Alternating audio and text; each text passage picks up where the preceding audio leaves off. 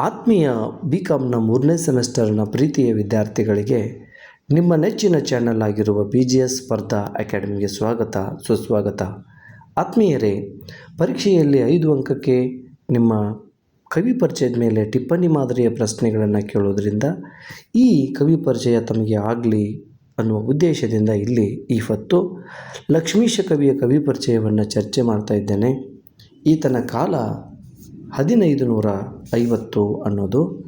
ಈತನಿಗಿರುವ ಬಿರುದುಗಳು: ಕರ್ನಾಟಕ ಕವಿ ಚೂತನವ ಚೈತ್ರ, ಉಪಮಾಲೋಲ, ನಾದಲೋಲ, ಕಾಳಗ ಕಥನಗಳ ನಿರೂಪಣಾ ಚತುರ ಅನ್ನೋದು ಈತನಿಗಿರುವಂಥ ಬಿರುದುಗಳಾಗಿದ್ದವು.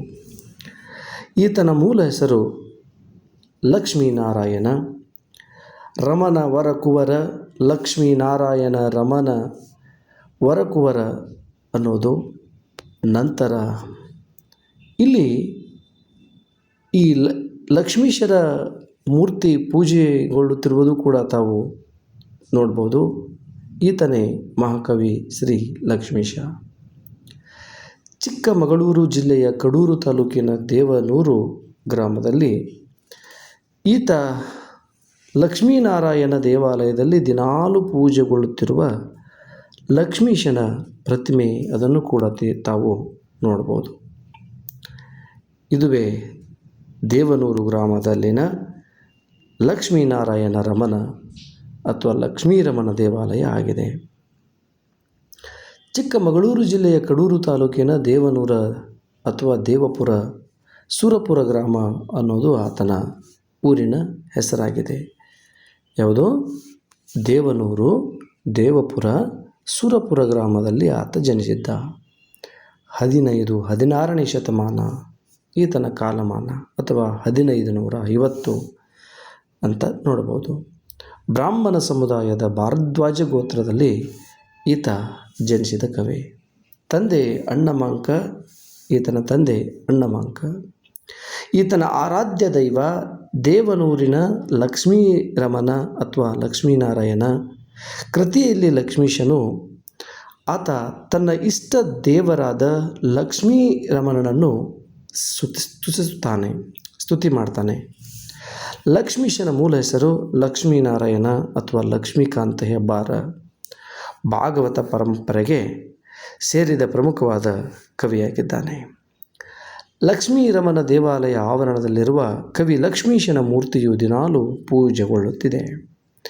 ಈತನಿಗಿರುವ ಬಿರುದುಗಳು ಈಗಾಗಲೇ ನೋಡಿದ ಹಾಗೆ: ಕರ್ನಾಟಕ ಕವಿ ಚೂತವನ ಚೈತ್ರ, ಉಪಮಾಲೋಲ, ನಾದಲೋಲ. ಈತನ ಪ್ರಮುಖವಾದ ಕೃತಿ ಜೈಮಿನಿ ಭಾರತ. ತನ್ನ ಕೃತಿಯನ್ನು ಲಕ್ಷ್ಮೀಶನು ಕೃಷ್ಣ ಲೀಲಾಮೃತ ಎಂದು ಕರೆದುಕೊಂಡಿದ್ದಾನೆ. ಕರೆದುಕೊಂಡಿದ್ದಾನೆ. ಕೀರ್ತನೆಗಳನ್ನು ಕೂಡ ಈತ ರಚನೆ ಮಾಡ್ತಾನೆ. ಇಲ್ಲಿ ಮುಖ್ಯವಾಗಿ ತಾನು ಬರೆದ ಜೈಮಿನಿ ಭಾರತದ ಕೃತಿಗಳನ್ನು ವಿವಿಧ ಸಂಪಾದಕರು ಸಂಪಾದಿಸಿರುವಂಥ ವಿವಿಧ ಕೃತಿಗಳನ್ನು ಇಲ್ಲಿ ನೀವು ಚಿತ್ರಗಳಲ್ಲಿ ಕಾಣ್ತಾ ಇದ್ದೀರಿ. ಜೈಮಿನಿ ಭಾರತ ಅನ್ನುವಂಥದ್ದು ಇಲ್ಲಿ ಒಂದು ಇದೆ. ದೇವುಡು ನರಸಿಂಹಶಾಸ್ತ್ರಿ ಮತ್ತು ಶಿವಮೂರ್ತಿ ಶಾಸ್ತ್ರಿಯವರು ಸಂಪಾದಿಸಿರ್ತಕ್ಕಂಥದ್ದು. ನಂತರ ಇಲ್ಲಿ BS ಸನ್ನಯ್ಯ, ಡಾಕ್ಟರ್ ರಾಮೇಗೌಡ ಅವರು ಸಂಪಾದನೆ ಮಾಡಿರ್ತಕ್ಕಂಥದ್ದು. ಹೀಗೆ ಇಲ್ಲಿ ಸೇತುರಾಮ್ ರಾವ್ ಅವರು ಸಂಪಾದನೆ ಮಾಡಿರ್ತಕ್ಕಂಥ ಲಕ್ಷ್ಮೀಶನ ಜೈಮಿನಿ ಭಾರತವನ್ನು ತಾವೆಲ್ಲ ನೋಡ್ತೀರಿ. ಲಕ್ಷ್ಮೀಶ ಕನ್ನಡ ಜೈಮಿನಿ ಭಾರತ. ಲಕ್ಷ್ಮೀಶ ಕನ್ನಡ ಜೈಮಿನಿ ಭಾರತ ಕೃತಿಗೆ ಮೂಲ ಆಕರ. ಈತನ ಈ ಕನ್ನಡದ ಜೈಮಿನಿ ಭಾರತ ಕೃತಿಗೆ ಮೂಲ ಆಕರ ಗ್ರಂಥ ಯಾವುದು ಅಂತಂದರೆ ಸಂಸ್ಕೃತದಲ್ಲಿ ರಚನೆ ಮಾಡಿದ್ದ ಸಂಸ್ಕೃತದ ಜೈಮಿನಿ ಭಾರತ ಅಥವಾ ಜೈಮಿನಿ ಮುನಿಯು ಬರೆದ ಅಶ್ವಮೇಧಿಕ ಪರ್ವ ಅನ್ನುವಂಥ ಈ ಕಾಲಾಂತರದಲ್ಲಿ ಇದು ಅಶ್ವಮೇಧಿಕ ಪರ್ವ ಅನ್ನುವಂಥ ಕೃತಿ. ಇದನ್ನು ಜೈಮಿನಿ ಮುನಿ ಬರೆದಿದ್ದ.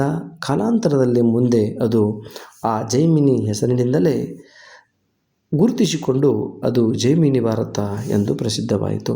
ಇದು ಸಂಸ್ಕೃತ ಜೈಮಿನಿ ಭಾರತವು ಒಟ್ಟು 68 ಅಧ್ಯಾಯಗಳನ್ನು ಒಳಗೊಂಡಿದೆ. ಮೂಲ ಮಹಾಭಾರತದ ಕಾವ್ಯದಲ್ಲಿನ 14ನೆಯ ಪರ್ವವನ್ನು ತಾನು ತನ್ನ ಕಾವ್ಯದಲ್ಲಿ ಗುರುತಿಸಿಕೊಂಡಿದ್ದಾನೆ. ಅಶ್ವಮೇಧಿಕ ಪರ್ವ ಇದನ್ನೇ ಆಧರಿಸಿ ಹಾಗೂ ವಿಸ್ತರಿಸಿ ಜೈಮಿನಿಯು ಜೈಮಿನಿಯು ರಚನೆ ಮಾಡಿದ್ದಾನೆ.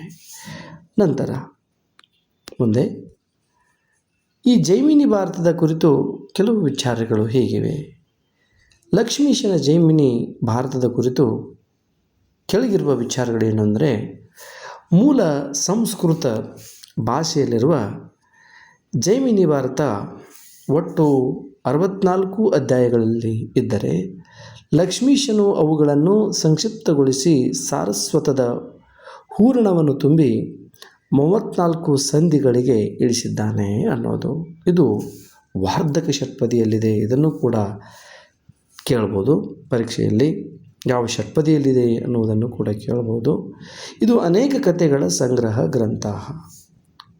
ಇದು ಅನೇಕ ಕಥೆಗಳ ಸಂಕಲನ ಗ್ರಂಥ, ಜೊತೆಗೆ ಕಾಳಗಗಳ ಕಾವ್ಯ ಎಂದು ಹೆಸರನ್ನು ಪಡೆದಿದೆ. ಅನೇಕ ಕಥೆಗಳ ಸಂಕಲನ ಗ್ರಂಥ ಅಂತಲೂ ಕೂಡ ಇದು ಪ್ರಸಿದ್ಧಿಯನ್ನು ಪಡೆದಿದೆ, ಅಥವಾ ಕಾಳಗಗಳ ಕಾವ್ಯ ಅಂತಲೂ ಕೂಡ ಹೆಸರನ್ನು ಪಡೆದಿದೆ.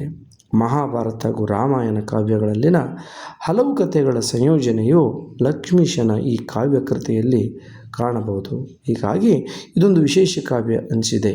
ಇದು ವೀರರಸ ಪ್ರಧಾನವಾದ ಕಾವ್ಯ. ನವರಸಗಳಲ್ಲಿ ಇಲ್ಲಿ ಕಂಡುಬರುವುದು ಅಧಿಕವಾಗಿ ವೀರರಸ ಅಧಿಕವಾಗಿ ಕಂಡುಬರ್ತಕ್ಕಂಥದ್ದು. ಯುದ್ಧ ಹಾಗೂ ಆ ಸಂಬಂಧಿತವಾದ ಹಲವು ಚಿತ್ರಣಗಳು ರೋಚಕವಾಗಿ ನಿರೂಪಿತವಾಗಿವೆ. ಯಕ್ಷಗಾನದ ಕಾಳಗದ ಪ್ರಸಂಗಗಳು ಕೂಡ ಅಲ್ಲಲ್ಲಿ ಸೇರ್ಪಡೆಯಾಗಿವೆ ಅನ್ನೋದು ಇದರ ವೈಶಿಷ್ಟ್ಯತೆಯಾಗಿದೆ. ಇಷ್ಟು ಲಕ್ಷ್ಮೀಶ ಹಾಗೂ ಲಕ್ಷ್ಮೀಶನ ಕುರಿತಾದ ಕೃತಿಗಳ ಒಂದು ವಿಶೇಷತೆ. ವಿದ್ಯಾರ್ಥಿಗಳು ಇಷ್ಟನ್ನು ನೋಡಿಕೊಂಡ್ರೆ ನಿಮಗೆ 5 ಅಂಕ ಸಿಗ್ಬೋದು. ನಿಮ್ಮ ಪರೀಕ್ಷೆಯಲ್ಲಿ ಇಷ್ಟನ್ನು ಬರೆದ್ರೆ, ತಯಾರಿಸಿಕೊಂಡು ಇಷ್ಟು ಬರೆದಿದ್ದೆ ಆದರೆ ನಿಮಗೆ 5 ಅಂಕ ಸಿಗ್ತವೆ. ಇದರ ನಡುವೆ ಬರುವ 1 ಅಂಕದ ಪ್ರಶ್ನೆಗಳನ್ನು ಕೂಡ ನೀವು ತಯಾರಿಸ್ಕೋಬೋದು. ಲಕ್ಷ್ಮೀಶನು ಬರೆದ ಕೃತಿ ಯಾವುದು ಅಂತ ಕೇಳ್ಬೋದು. ಜೈಮಿನಿ ಭಾರತ ಅನ್ನುವಂಥದ್ದು. ಲಕ್ಷ್ಮೀಶನ ಕಾಲ ಯಾವುದು? ಲಕ್ಷ್ಮೀಶನ ಕಾಲ 16ನೇ ಶತಮಾನ ಅಥವಾ 15ನೇ ಶತಮಾನ ಅಥವಾ 1550 ಅಂತನ್ಬೋದು. ಉಪಮಾಲೋಲ ಇದು ಯಾರ ಬಿರುದು ಅಂತ ಕೇಳ್ಬೋದು. ಅದು ಕವಿ ಲಕ್ಷ್ಮೀಶನ ಬಿರುದಾಗಿದೆ. ನಾದಲೋಲ ಅಂತಲೂ ಕೂಡ ಕೇಳ್ಬೋದು. ಅಥವಾ ಕರ್ನಾಟಕ ಕವಿ ಚೂತವನ ಚೈತ್ರ ಇದು ಯಾರ ಬಿರುದು ಅಂತಲೂ ಕೂಡ ಕೇಳ್ಬೋದು. ಜೊತೆಗೆ ಆತ ಹುಟ್ಟಿರುವಂಥ ಜನ್ಮಸ್ಥಳದ ಬಗ್ಗೆ ಕೇಳ್ಬೋದು. ಲಕ್ಷ್ಮೀಶನು ಎಲ್ಲಿ ಜನಿಸಿದನು ಅಂತ ಕೇಳಿದರೆ ಚಿಕ್ಕಮಗಳೂರು ಜಿಲ್ಲೆಯ ಕಡೂರು ತಾಲೂಕಿನ ದೇವನೂರಿನಲ್ಲಿ ಆತ ಜನಿಸಿದನು ಅಂತಲೂ ಕೂಡ ಹೇಳ್ಬೋದು. ಈತನ ತಂದೆ ಹೆಸರೇನು ಅಂತ ಕೇಳ್ಬೋದು. ಅನ್ನಮಂಕ ಆತನ ತಂದೆ. ಅಥವಾ ಲಕ್ಷ್ಮೀಶನ ಆರಾಧ್ಯ ದೈವ ಯಾರು ಅಂತ ಕೇಳ್ಬೋದು. ಲಕ್ಷ್ಮೀ ರಮಣ ಅಥವಾ ಲಕ್ಷ್ಮೀನಾರಾಯಣ ಅನ್ನೋದು ಆತನ ಆರಾಧ್ಯ ದೇವನಾಗಿದ್ದಾನೆ ಅಂತಲೂ ಕೂಡ ಹೇಳ್ಬೋದು. ಅಥವಾ ಲಕ್ಷ್ಮೀಶನ ಮೂಲ ಹೆಸರೇನು ಅಂತ ಕೇಳ್ಬೋದು. ಲಕ್ಷ್ಮೀನಾರಾಯಣ ಹೆಬ್ಬಾರ್ ಅಥವಾ ಲಕ್ಷ್ಮೀಕಾಂತ ಅನ್ನೋದು ಆತನ ಮೂಲ ಹೆಸರಾಗಿತ್ತು. ಈತ ಯಾವ ಪರಂಪರೆಗೆ ಸೇರಿದ್ದ ಅಂತಲೂ ಕೂಡ ಕೇಳ್ಬೋದು. ಈತ ಭಾಗವತ ಪರಂಪರೆಗೆ ಸೇರಿದ್ದ ಅಂತಲೂ ಕೂಡ ಇಲ್ಲಿ ಇರ್ತಕ್ಕಂಥ ವಿಶೇಷತೆ. ಅಥವಾ ಈ ಲಕ್ಷ್ಮೀಶನು ಬರೆದ ಜೈಮಿನಿ ಭಾರತವು ಯಾವ ಷಟ್ಪದಿಯಲ್ಲೇ ಇದೆ ಅಂತ ಕೇಳ್ಬೋದು. ಇದು ವಾರ್ಧಕ ಷಟ್ಪದಿಯಲ್ಲಿದೆ ಅಂತ ಕೂಡ ನೀವು ಹೇಳ್ಬೋದು. ಇಷ್ಟು ಆಲಿಸಿದ್ದಕ್ಕೆ ಧನ್ಯವಾದಗಳು. ಇದನ್ನು ಬರೆದಿಟ್ಕೊಂಡು ವಿದ್ಯಾರ್ಥಿಗಳು ಪರೀಕ್ಷೆಯಲ್ಲಿ ಇದರ ಉಪಯೋಗ ಪಡಿಬೋದು. ಇಂತಿ ಭೀಮನ ಸರ್, BGS ಸ್ಪರ್ಧಾ ಅಕಾಡೆಮಿ.